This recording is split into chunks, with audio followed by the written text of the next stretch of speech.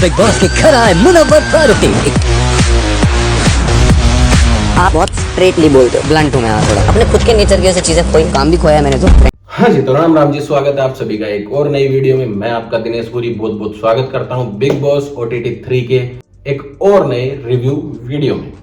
आज के एपिसोड के बारे में बात करेंगे। शो में मुनव्वर फारूकी आया। मुनव्वर फारूकी ने बहुत सवाल जवाब किए सबसे। साईं केतन को भी बोला कि भाई तुम गाली दो तो गाली, और सामने वाला गाली दे तो तुम भड़क जाओ। गाली तो दोनों माँ पे ही थी।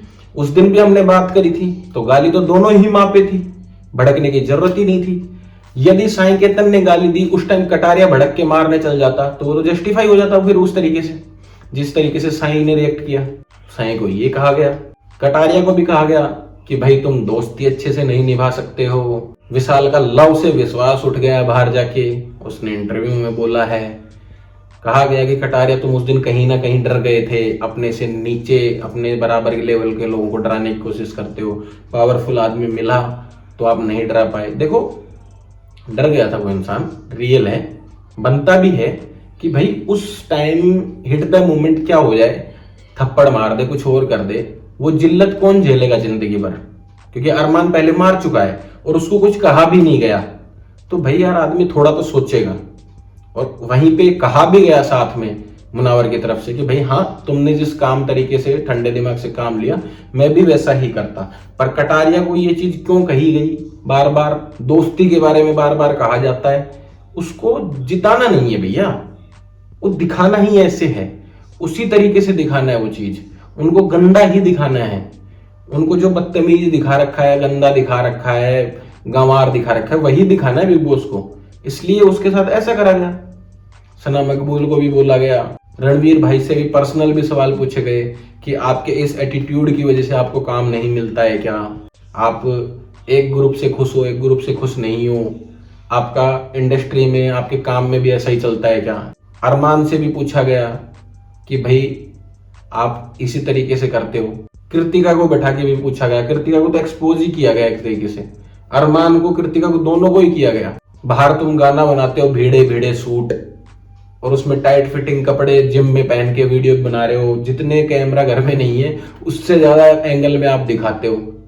और यहाँ आपकी वाइफ को कोई कॉम्प्लीमेंट कर दे, अच्छी बता दे, सुंदर बता दे, पसंद है बता दे, वहां आपको बुरा लग जाता है। तो अरमान ने देखो रिप्लाई भी अच्छा दिया वहां पे कि भाई जो लोग अपने सामने मुंह के, हम उनको जवाब दे सकते हैं ना। जो कमेंट में गलत बोल रहा है या वीडियो पे कमेंट कर रहा है वहां पे कुछ गलत बोल रहा है, किसी के घर घर जाके तो गलत नहीं कर सकते। किसी के घर घर जाके तो किसी को मारता हुआ नहीं फिरूंगा मैं। तो उनको तो गंदा दिखा दिया ना, आखिरी में दिखा दिया। बार बार लोगों का सवाल था कि बिग बॉस वीकेंड के बार पे इनको ऐसा क्यों नहीं कहते हैं, कुछ कहते नहीं है, इनके लिए कुछ कंडक्ट नहीं हो रहा है। उनके लिए ये बचा के रखा हुआ था बिग बॉस ने। मीडिया से कहलवा दिया सब कुछ, सारे सवाल तीखे तीखे उन पे कहलवा दिए। आज मुनव्वर से कहलवा दिया। बेचारा अरमान रोने भी लग गया, उसके आंख में आंसू आ गए। यार, किसी की पर्सनल लाइफ को लेके मुझे नहीं लगता इतना करना चाहिए। भाई वो तीनों शादी के बंधन में है, उसकी 2 वाइफ है, वो उनकी पर्सनल लाइफ है। पहली बात तो उनकी गलती की वो सोशल लाइफ बना ली उन्होंने, और सोशल लाइफ बना ली है उसको, तो वो चीजें सुनने से घबराना ही नहीं चाहिए। उनको आदत हो जानी चाहिए अब तक, क्योंकि इतना सब कुछ हो चुका, इतने कमेंट वगैरह सब कुछ, कहीं पे भी लोग मिलते हैं तो बोलते ही होंगे, तो वो तो अब आदत सी पड़ जानी चाहिए। पर भाई थोड़ा तो बुरा लगता है इंसान को, किसी की पर्सनल लाइफ के बारे में इस तरीके से बार बार कहा जा रहा है।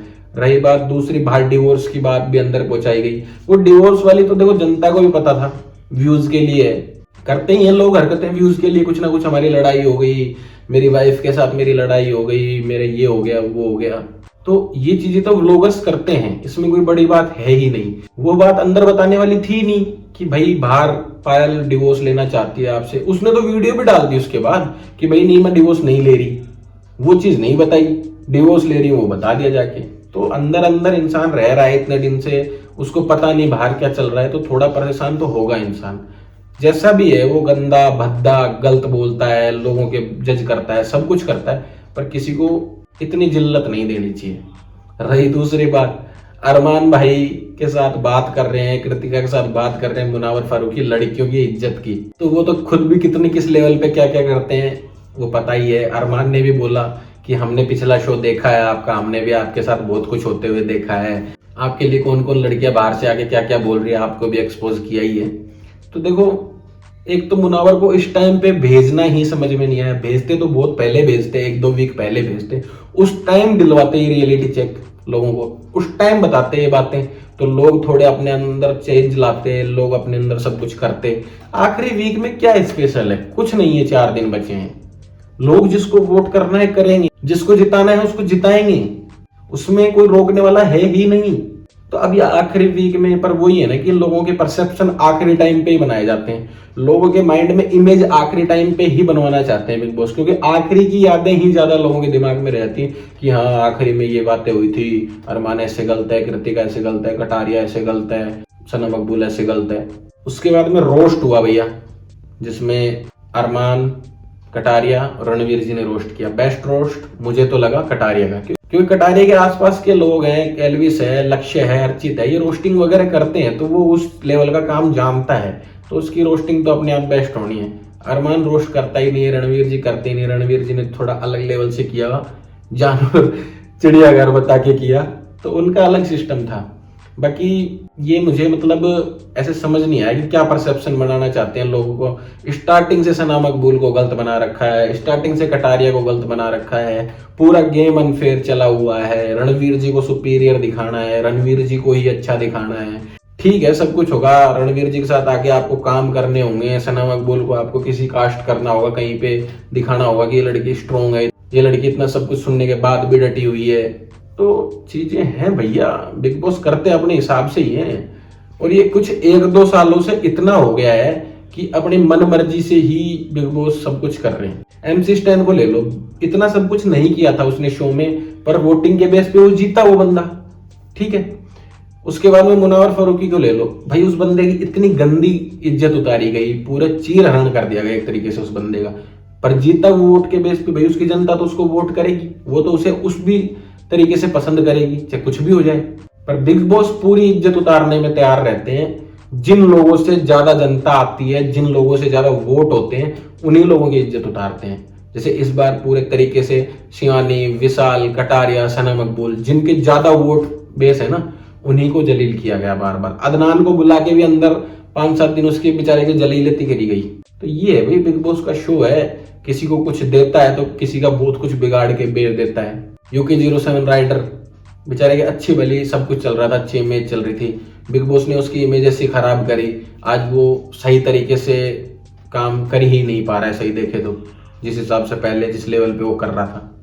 तो चीजें तो हैं, बिग बॉस कर तो अब यार बहुत अनफेयर रहे हैं, बहुत गलत कर रहे हैं। बाकी भैया आगे देखा जाएगा जो भी होगा।